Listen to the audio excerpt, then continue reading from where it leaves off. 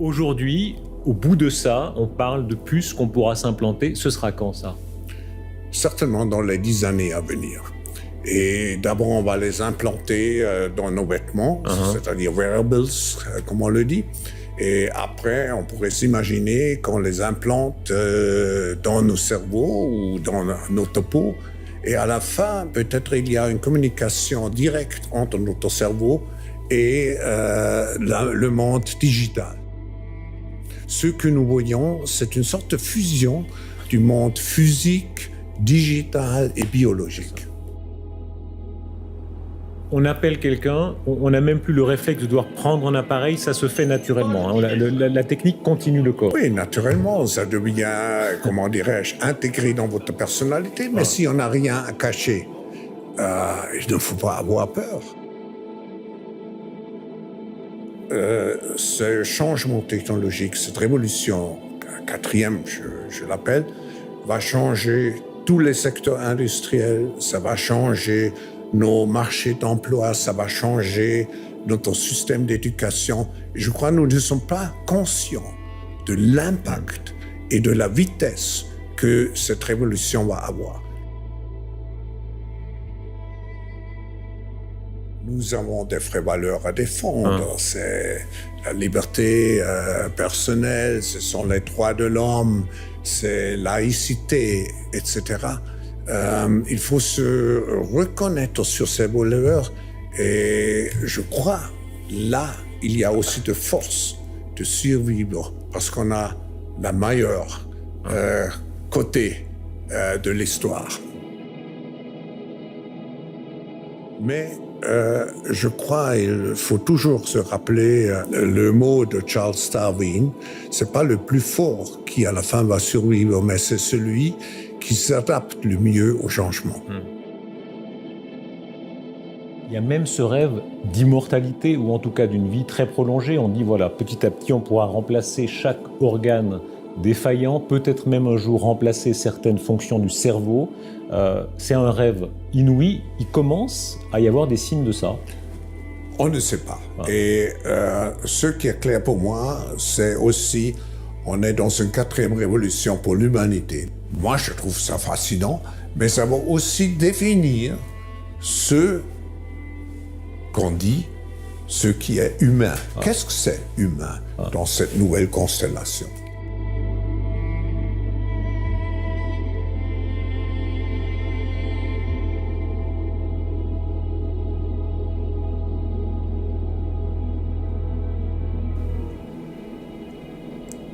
Le protocole de Toronto, 666. Fiction ou réalité, qui peut dire? Quoi qu'il en soit, selon certaines informations obtenues en province de France, mais surtout à la révision des événements survenus depuis les 25 dernières années, il apparaît que le scénario décrit dans ce document nous permet de mieux comprendre ce qui, jusqu'à aujourd'hui, paraissait des plus incompréhensibles à plus d'un. Nous livrons en entier ce document, avec en plus une analyse des nouvelles conditions économiques actuelles qui, en elles-mêmes, semblent plus que confirmer l'authenticité de ce dernier.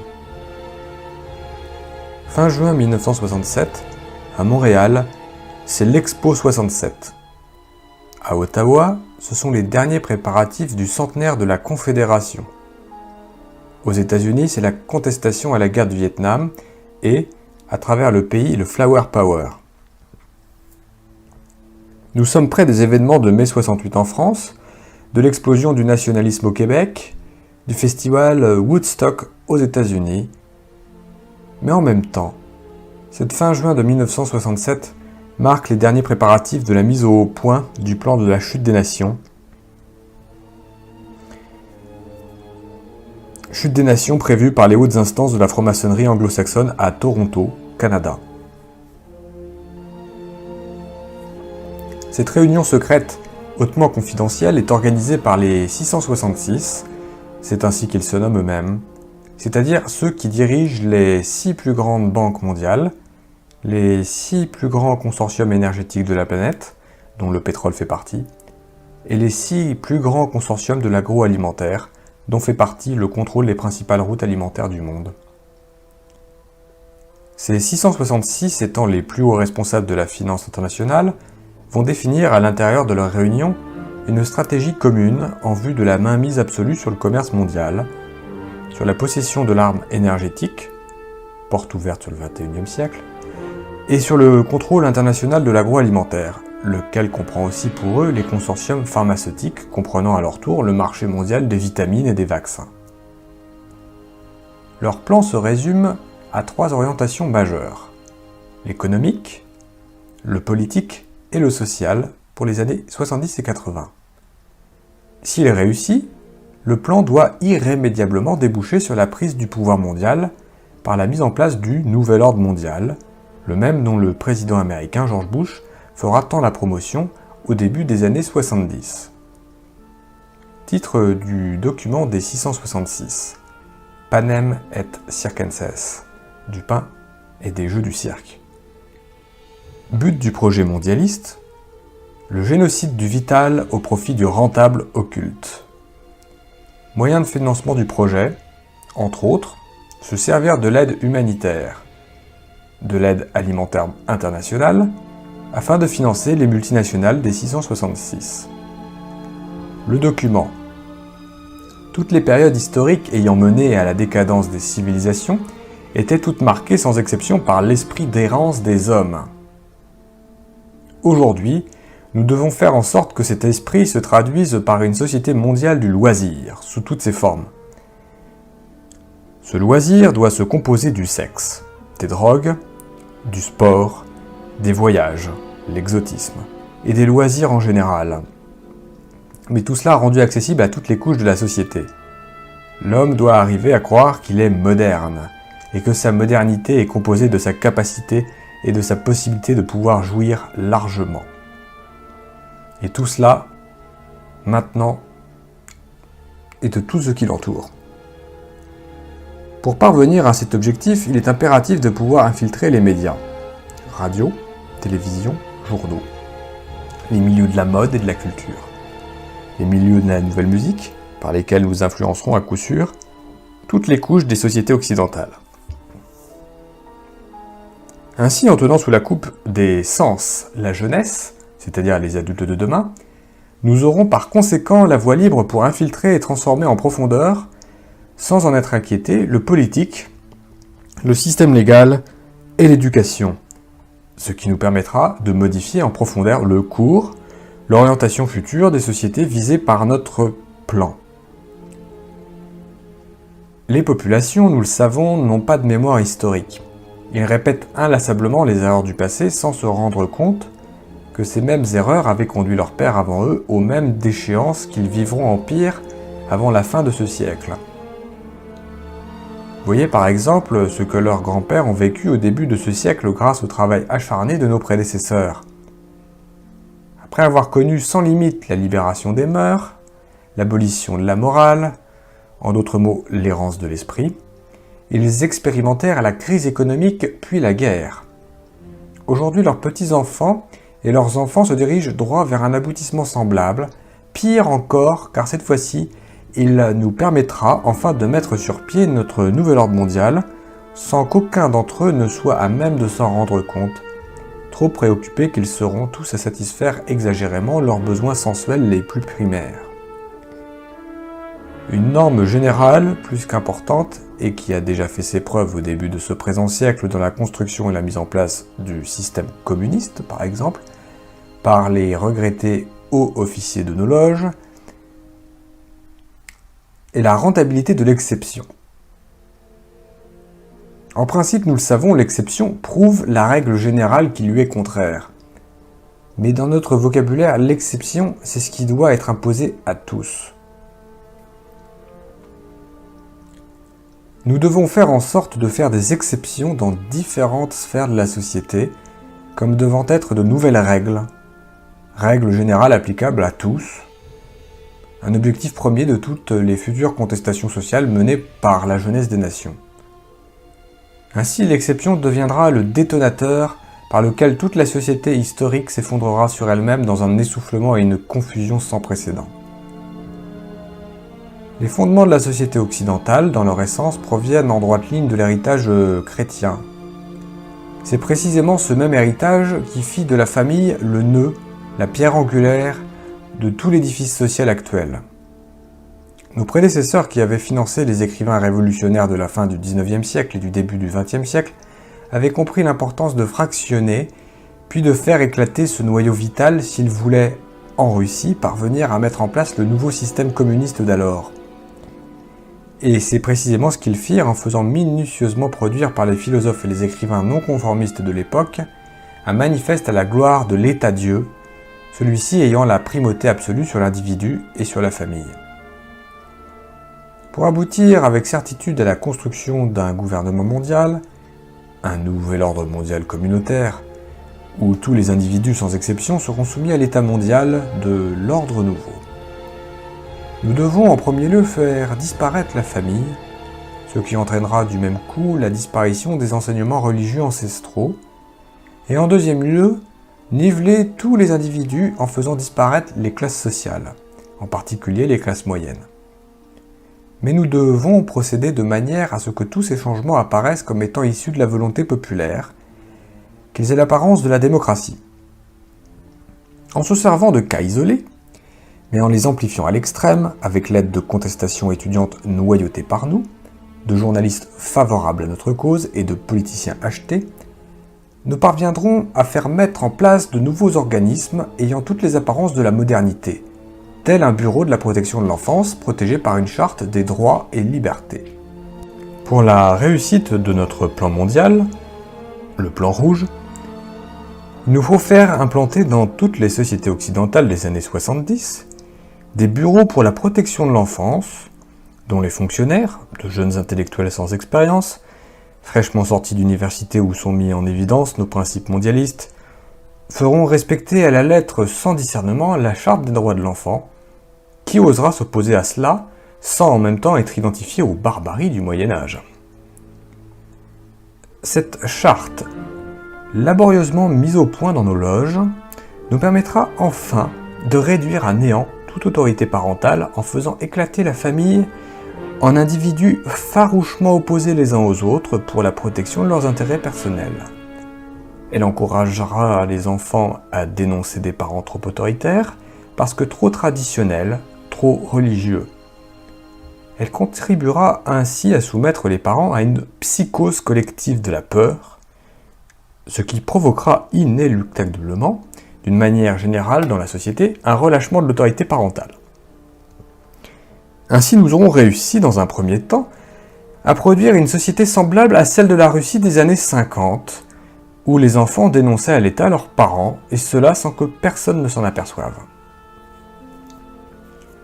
En transférant ainsi à l'État le rôle parental, il nous sera plus facile par la suite de nous accaparer une par une de toutes les responsabilités qui avaient été jusqu'à date du ressort exclusif des parents. C'est ainsi que nous pourrons faire considérer par tous comme étant un abus contre l'enfant l'enseignement religieux traditionnel d'origine judéo-chrétienne. Dans un même temps, mais à un autre niveau, nous ferons inscrire dans les plus hautes lois des nations que toutes les religions, les cultes et les pratiques religieuses, de tout genre, y compris la sorcellerie et la magie, doivent toutes être respectées au même titre les unes que les autres. Ce sera par la suite d'une aisance déconcertante que de transférer ce rôle de l'État par rapport à l'enfant aux plus hautes instances internationales telles les Nations Unies. Comprenons bien ceci, notre but n'est pas de protéger les enfants ou qui que ce soit d'autre, mais bien de provoquer l'éclatement puis la chute des nations qui sont un obstacle majeur à la mise en place de notre nouvel ordre mondial.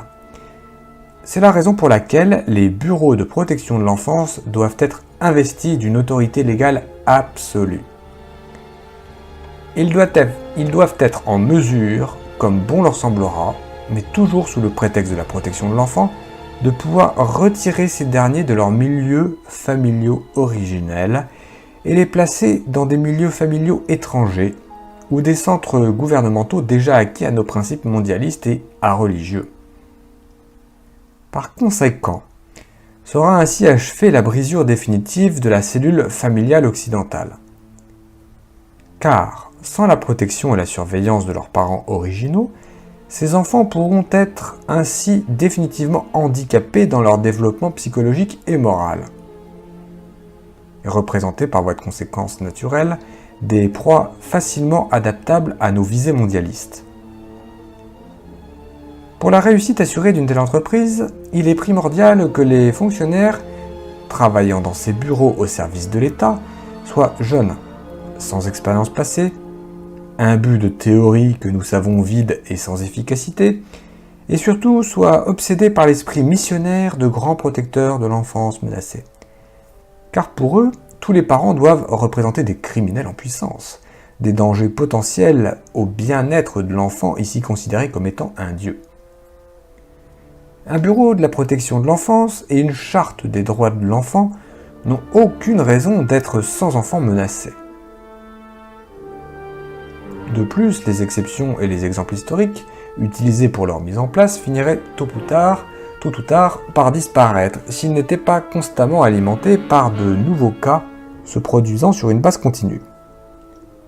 En ce sens, nous devons infiltrer le système d'éducation des nations pour y faire disparaître, sous le couvercle de la modernité et de l'évolution, l'enseignement de la religion, de l'histoire, de la bienséance, tout en diluant en même temps, sous une avalanche d'expérimentations nouvelles dans le milieu de l'éducation, celui de la langue et des mathématiques.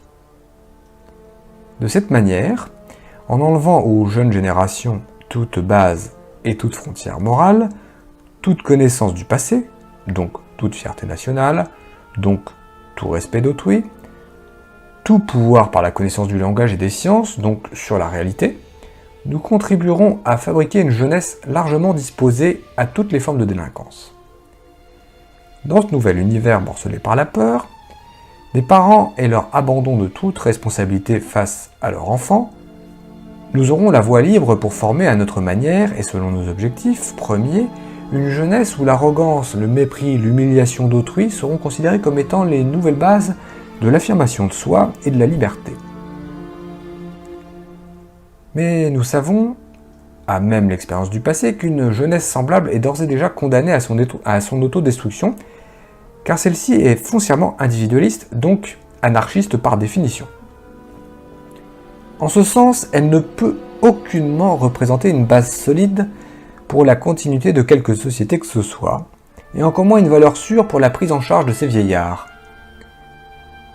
Dans la même foulée, il est aussi impératif de faire créer une charte des droits et libertés individuelles et des bureaux de protection du citoyen, en faisant miroiter aux masses que ces innovations font partie intégrante de la modernité, des sociétés nouvelles du XXe siècle.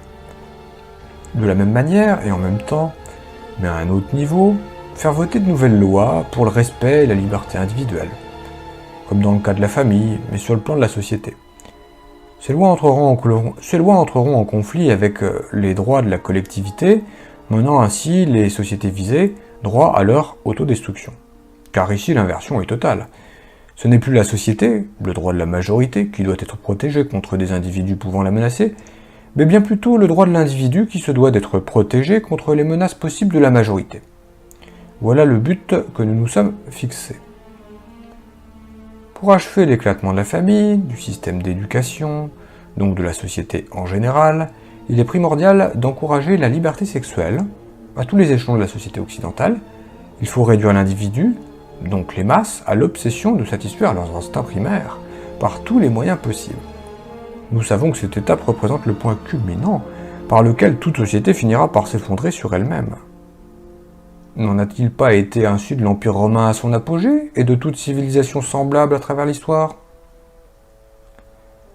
Par des hommes de science et des laboratoires financés par nos loges, nous avons réussi à faire mettre au point un procédé chimique qui révolutionnera toutes les sociétés occidentales et reléguera aux oubliettes pour toujours les principes moraux et religieux judéo-chrétiens. Ce procédé, sous forme de pilule, ouvrira la voie toute grande à la liberté sexuelle. Liberté sexuelle sans conséquence et poussera les femmes des nations à vouloir briser avec ce qui sera alors perçu comme étant le joug du passé. L'esclavage des femmes soumises à l'homme et à la famille traditionnelle.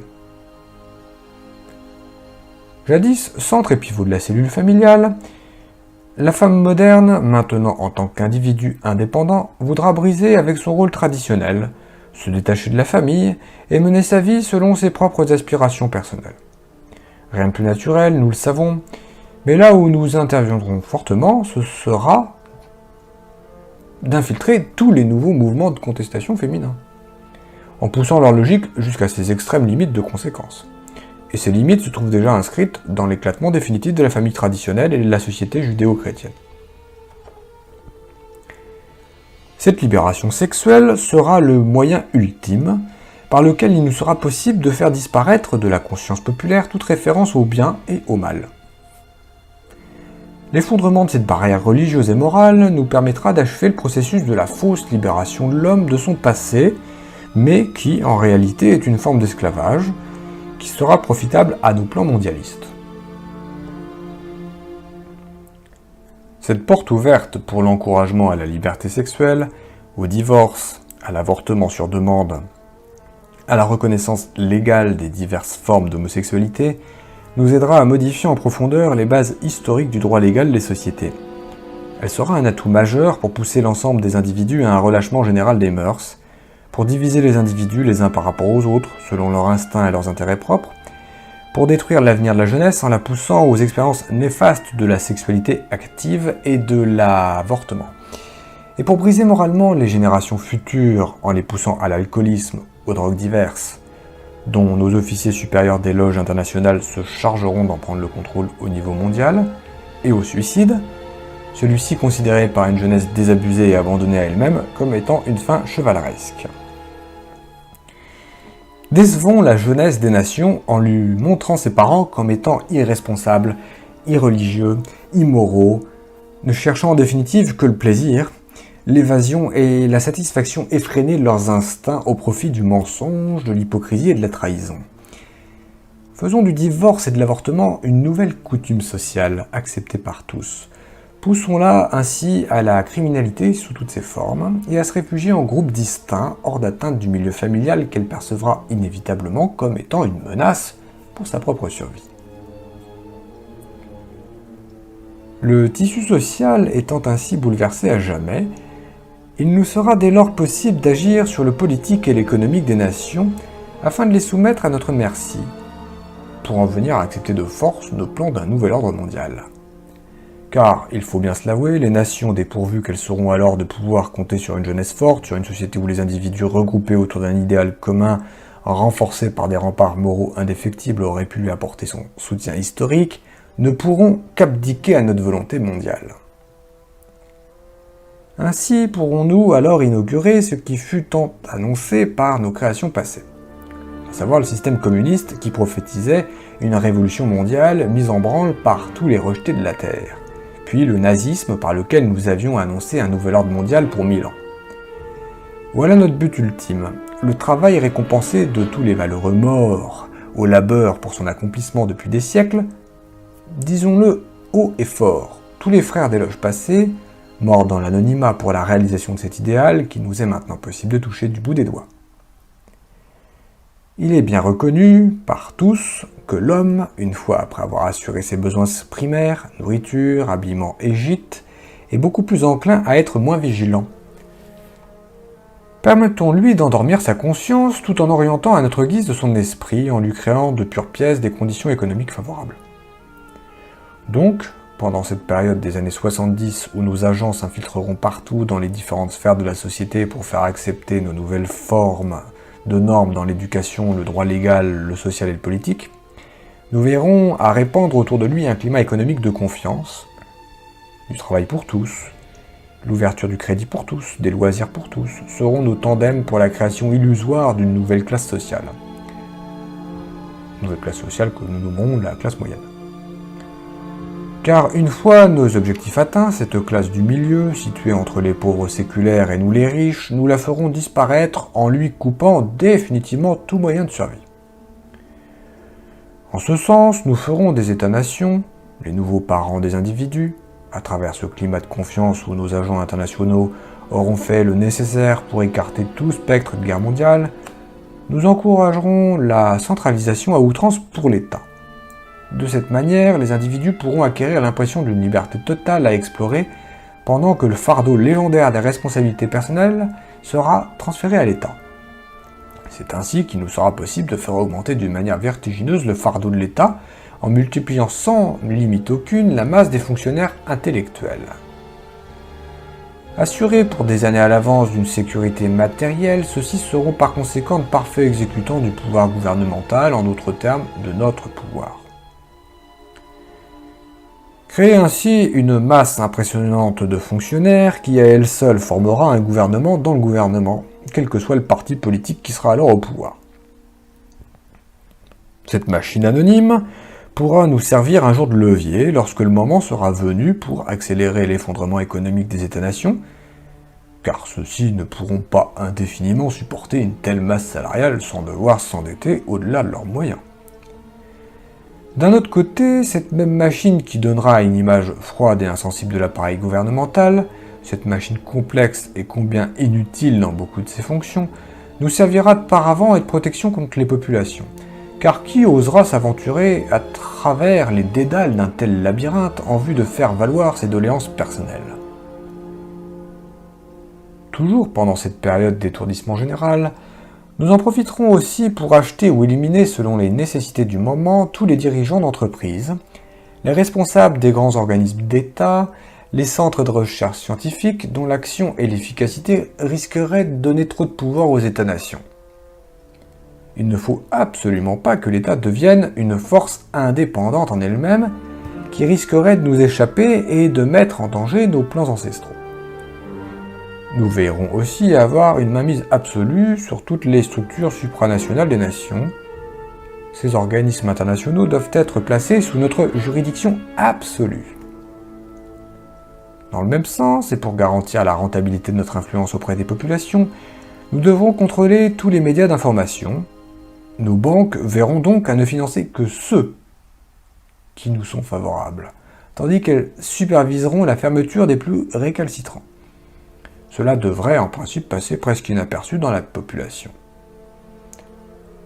Elles seront tellement absorbées par leur besoin de faire plus d'argent et de se divertir.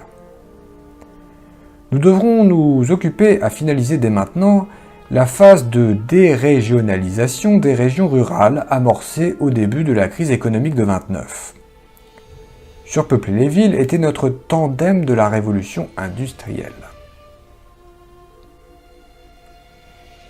Les propriétaires ruraux, par leur indépendance économique, leur capacité à produire à la base de l'alimentation des États, sont une menace pour nous. Et une menace pour nos plans futurs. Entassés dans les villes, ils seront plus dépendants de nos industries pour survivre. Nous ne pouvons nous permettre l'existence de groupes indépendants de notre pouvoir. Donc, éliminons les propriétaires terriens, en faisant d'eux des esclaves obéissants des industries étant sous notre contrôle.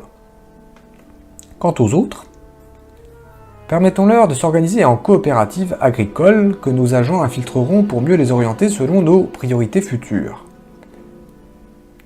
À travers l'État, attachons-nous à bien mettre en évidence le respect obligatoire de la diversité des cultures, des peuples, des religions, des ethnies, qui sont autant de moyens, pour nous, pour faire passer la liberté individuelle avant la notion d'unité nationale, ce qui nous permettra de mieux diviser les populations des États-nations et ainsi les affaiblir dans leur autorité et dans leur capacité de manœuvrer. Poussé à ses extrêmes limites, mais sur le plan international, ce concept dans le futur poussera les ethnies des différentes nations à se regrouper pour revendiquer et individuellement chacune leur propre part du pouvoir, ce qui achèvera de ruiner les nations et de les faire éclater dans des guerres interminables.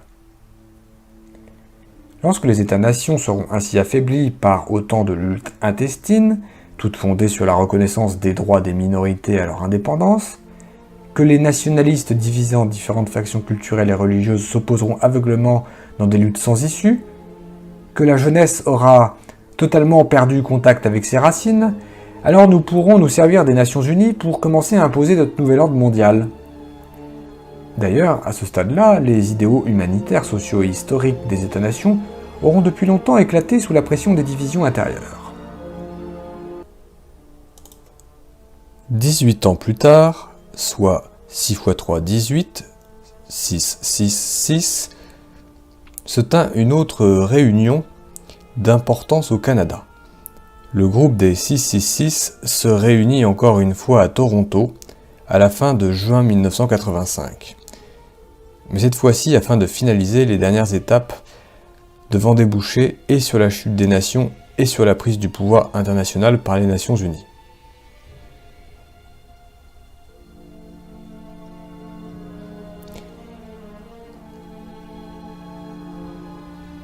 But du projet mondialiste, établissement de l'occulte mondial, moyen de financement du projet, contrôle du FMI, du GATT, de la Commission de Bruxelles, de l'OTAN, de l'ONU et d'autres organismes internationaux. Les dernières 18 années furent très profitables pour l'avancement de nos projets mondiaux. Je peux vous dire, frères, que nous touchons maintenant presque au but. La chute des États-nations n'est plus qu'une question de temps assez court, dois-je vous avouer en toute confiance. Grâce à nos agents d'infiltration et à nos moyens financiers colossaux, des progrès sans précédent ont maintenant été accomplis dans tous les domaines de la science et de la technologie, dont nous contrôlons financièrement les plus grandes corporations. Depuis les réunions secrètes avec M. de Rothschild dans les années 56, et qui avaient pour but de mettre au point le développement et l'implantation mondiale des ordinateurs, il nous est maintenant possible d'entrevoir la mise en place d'un genre d'autoroute internationale où toutes ces machines seraient reliées entre elles. Car comme vous le savez déjà, le contrôle direct et individuel des populations de la planète serait à tout le moins totalement impossible sans l'usage des ordinateurs et leur rattachement électronique les uns par rapport aux autres en un vaste réseau mondial. Ces machines d'ailleurs ont l'avantage de pouvoir remplacer des millions d'individus. De plus, elles ne possèdent ni conscience ni morale aucune, ce qui est indispensable pour la réussite d'un projet comme le nôtre. Surtout, ces machines accomplissent sans discuter tout ce qui leur est dicté. Elles sont des esclaves parfaits dont ont tant rêvé nos prédécesseurs, mais sans qu'ils aient été à même de se douter qu'un jour, il nous serait possible d'accomplir un tel prodige. Ces machines, sans patrie, sans couleur, sans religion, sans appartenance politique, sont l'ultime accomplissement et l'outil de notre nouvel ordre mondial. Elles en sont la pierre angulaire. L'organisation de ces machines en un vaste réseau mondial dont nous contrôlerons les leviers supérieurs nous servira à immobiliser les populations. Comment ? Comme vous le savez, la structure de base de notre nouvel ordre mondial est composée dans son essence d'une multitude de réseaux divers, couvrant chacun toutes les sphères de l'activité humaine sur toute l'étendue de la planète. Jusqu'à ce jour, tous ces réseaux étaient liés entre eux par une base idéologique commune, celle de l'homme, comme étant le centre et l'ultime accomplissement de l'univers. Ainsi, grâce à tous ces réseaux unis par le lien de la nouvelle religion de l'homme pour l'homme, nous avons pu facilement infiltrer tous les secteurs humains dans tous les pays occidentaux et en modifier la base judéo-chrétienne. Le résultat est qu'aujourd'hui, cet homme, qu'il fasse partie du politique, de l'économique, du social, de l'éducation, du scientifique ou du religieux, a déjà, depuis notre dernière réunion de fin juin 67, abandonné son héritage passé pour le remplacer par notre idéal d'une religion mondiale basée uniquement sur l'homme. Coupé ainsi qu'il est dorénavant de ses racines historiques, cet homme n'attend plus en définitive que lui soit proposée une nouvelle idéologie. Celle-ci, bien entendu, est la nôtre, celle du village communautaire global dont il sera le centre. Et c'est précisément ce que nous lui apporterons en l'encourageant à faire partie, corps et âme, de ce réseau électronique mondial, où les frontières des États-nations auront été à tout jamais abolies, anéanties jusqu'à leurs racines les plus profondes.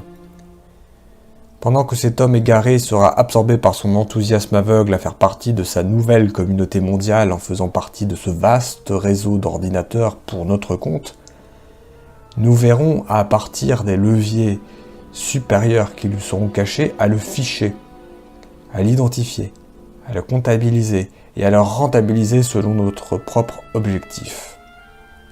Car, à l'intérieur de cette nouvelle société globale, aucun individu ayant un potentiel de rentabilité pour nous ne pourra nous échapper. L'apport constant de la technologie électronique devra nous assurer de tous les moyens pour ficher, identifier et contrôler tous les individus des populations de l'Occident.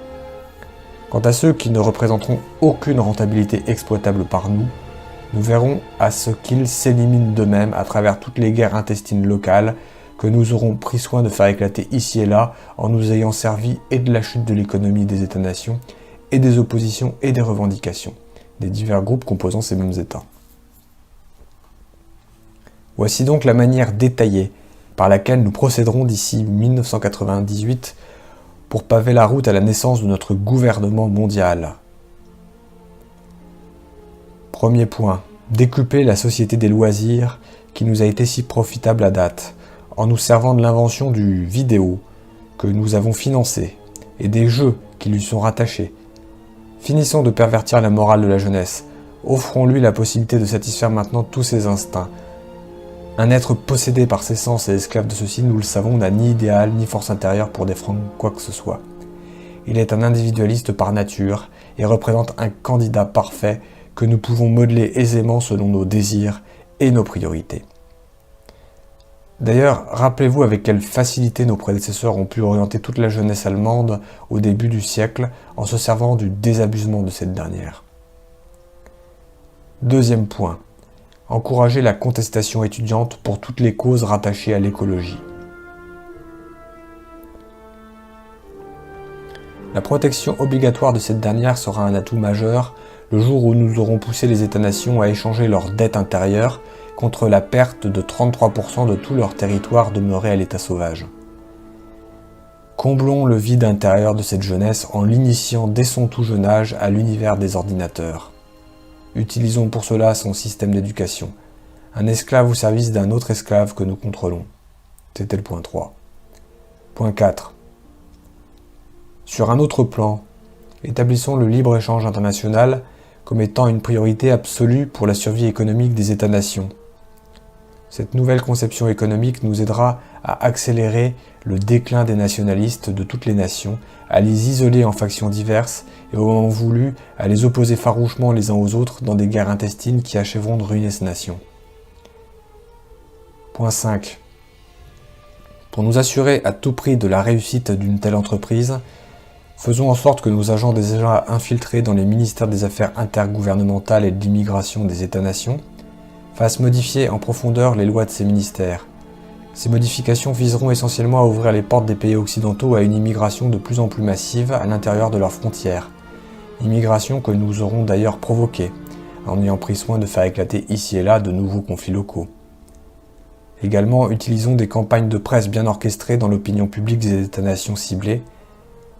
Nous provoquerons donc chez celles-ci un afflux important de réfugiés qui aura pour effet de déstabiliser leur économie intérieure et de faire augmenter les tensions raciales à l'intérieur de leur territoire. Nous verrons à faire en sorte que des groupes d'extrémistes étrangers fassent partie de ces afflux d'immigrants, ce qui facilitera la déstabilisation politique, économique et sociale des nations visées. Point 6. Ce libre-échange, qui en réalité n'en est pas un, car il est déjà contrôlé par nous, tout au sommet de la hiérarchie économique, noyautons-le. Pour cela, utilisons 3 commissions latérales, celle de l'Asie, celle de l'Amérique, celle de l'Europe. Il nous apportera la discorde à l'intérieur des États-nations par la hausse du chômage reliée aux restructurations de nos multinationales. Point 7. Transférons lentement mais sûrement nos multinationales dans de nouveaux pays acquis à l'idée de l'économie de marché, tels les pays de l'Est, de l'Europe, en Russie et en Chine par exemple.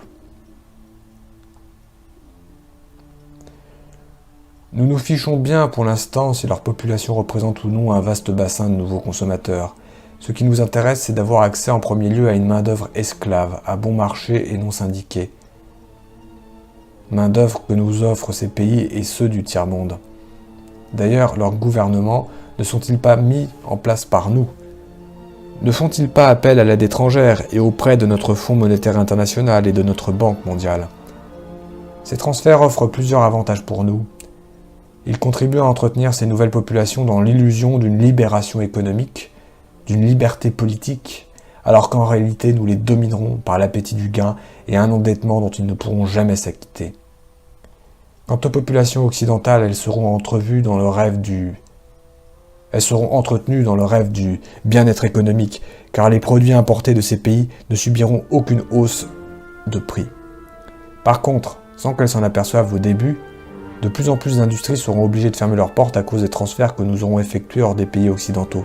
Ces fermetures augmenteront le chômage et apporteront des pertes importantes de revenus pour les États-nations. Point 8. Ainsi, nous mettrons sur pied une économie globale, à l'échelle mondiale, qui échappera totalement au contrôle des États-nations. Cette nouvelle économie sera au-dessus de tout. Aucune pression politique ou syndicale ne pourra avoir de pouvoir sur elle.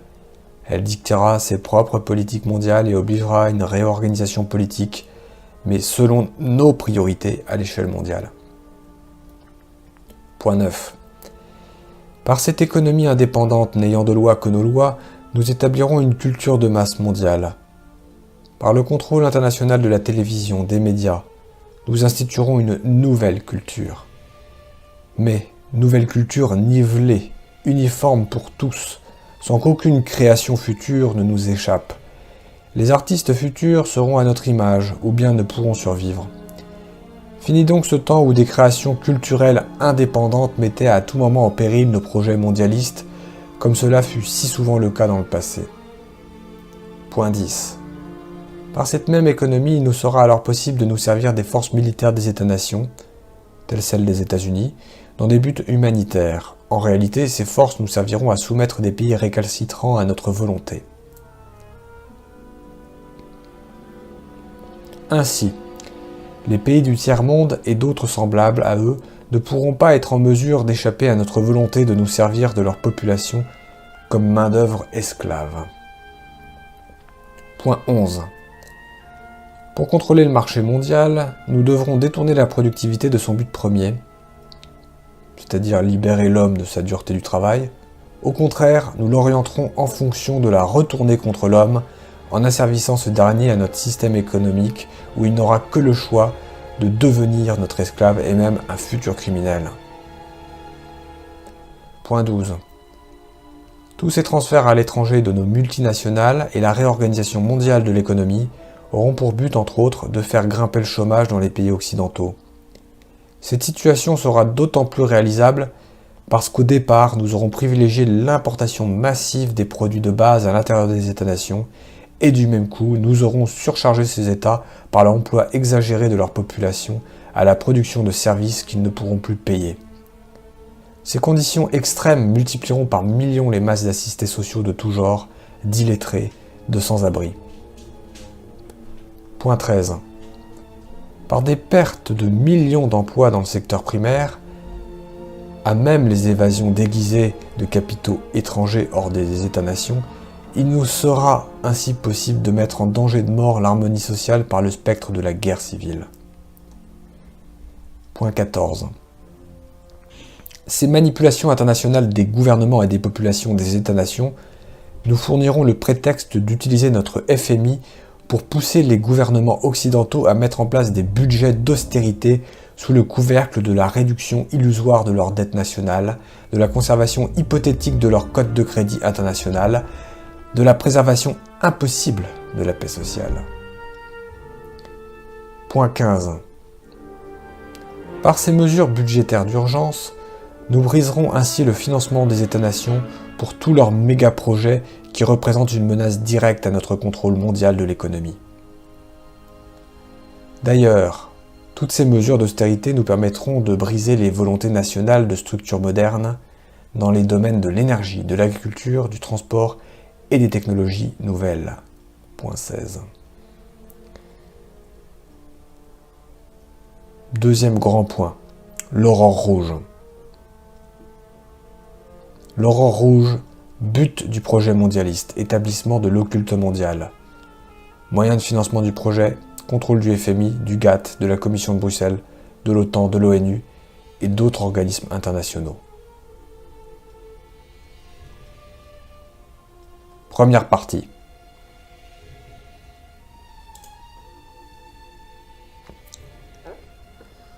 Point 17. Ces mêmes mesures nous offriront l'occasion rêvée d'instaurer notre idéologie de la compétition économique. Celle-ci se traduira à l'intérieur des États-nations par la réduction volontaire des salaires, les départs volontaires avec remise de médailles pour services rendus, ce qui nous ouvrira les portes à l'instauration partout de notre technologie de contrôle. Dans cette perspective, tous ces départs seront remplacés par des ordinateurs à notre service. Point 18. Ces transformations sociales nous aideront à changer en profondeur la main-d'œuvre policière et militaire des États-nations. Sous le prétexte des nécessités du moment et sans éveiller de soupçons, nous nous débarrasserons une fois pour toutes de tous les individus ayant une conscience judéo-chrétienne. Cette restructuration des corps policiers et militaires nous permettra de limoger sans contestation le personnel âgé, de même que tous les éléments ne véhiculant pas nos principes mondialistes. Ceux-ci seront remplacés par de jeunes recrues, dépourvus de conscience et de morale, et déjà tout entraînés et favorables à l'usage inconsidéré de notre technologie de réseau électronique. Point 19. Dans un même temps, et toujours sous le prétexte de coupures budgétaires, nous veillerons au transfert des bases militaires des États-nations vers l'Organisation des Nations Unies. Point 20. Dans cette perspective, nous travaillerons à la réorganisation du mandat international des Nations Unies. De force de paix sans pouvoir décisionnel, nous l'amènerons à devenir une force d'intervention où seront fondues en un tout homogène les forces militaires des États-nations. Ceci nous permettra d'effectuer sans combat la démilitarisation de tous ces États de manière à ce qu'aucun d'entre eux dans l'avenir ne soit suffisamment puissant, indépendant, pour remettre en question notre pouvoir mondial. Point 21. Pour accélérer ce processus de transfert, nous impliquerons la force actuelle des Nations Unies dans des conflits impossibles à régler. De cette manière, et avec l'aide des médias que nous contrôlons, nous montrerons aux populations l'impuissance et l'inutilité de cette force dans sa forme actuelle. La frustration aidant, et poussée à son paroxysme au moment voulu, poussera les populations des États-nations à supplier les instances internationales de former une telle force multinationale au plus tôt afin de protéger à tout prix la paix. Point 22. L'apparition prochaine de cette volonté mondiale d'une force militaire multinationale ira de pair avec l'instauration à l'intérieur des États-nations d'une force d'intervention multijuridictionnelle. Cette combinaison des effectifs policiers et militaires, créée à même le prétexte de l'augmentation de l'instabilité politique et sociale grandissante à l'intérieur de ces États, croulant sous le fardeau des problèmes économiques, nous permettra de mieux contrôler les populations occidentales. Ici, l'utilisation à outrance de l'identification et du fichage électronique des individus nous fournira une surveillance complète de toutes les populations visées. Point 23. Cette réorganisation policière et militaire intérieure et extérieure des États-nations permettra de faire converger le tout vers l'obligation de la mise en place d'un centre mondial judiciaire.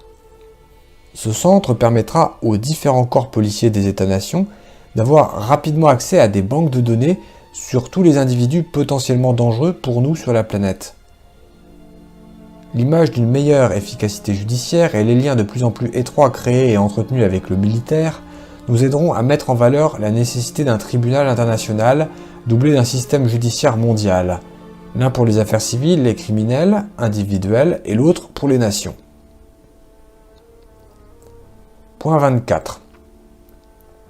Au cours de la croissance acceptée par tous de ces nouvelles nécessités, il sera impérieux pour nous de compléter au plus tôt le contrôle mondial des armes à feu à l'intérieur des territoires des États-nations. Pour ce faire, nous accélérerons le plan Alpha, mis en œuvre au cours des années 60 par certains de nos prédécesseurs. Ce plan, à l'origine, visait deux objectifs qui sont demeurés les mêmes encore aujourd'hui. À savoir, par l'intervention de tireurs fous, créer un climat d'insécurité dans les populations pour amener à un contrôle plus serré des armes à feu. Orienter les actes de violence de manière à en faire porter la responsabilité par des extrémistes religieux ou des personnes affiliées à des allégeances religieuses de tendance traditionnelle, ou encore des personnes prétendant avoir des communications privilégiées avec Dieu. Aujourd'hui, afin d'accélérer ce contrôle des armes à feu, nous pourrons utiliser la chute des conditions économiques des États-nations, qui entraînera avec elle une déstabilisation complète du social, donc l'augmentation de la violence. Je n'ai pas besoin de vous rappeler, ni de vous démontrer, frères, les fondements de ce contrôle des armes à feu. Sans celui-ci, il deviendrait presque impossible pour nous de mettre à genoux les populations des États visés.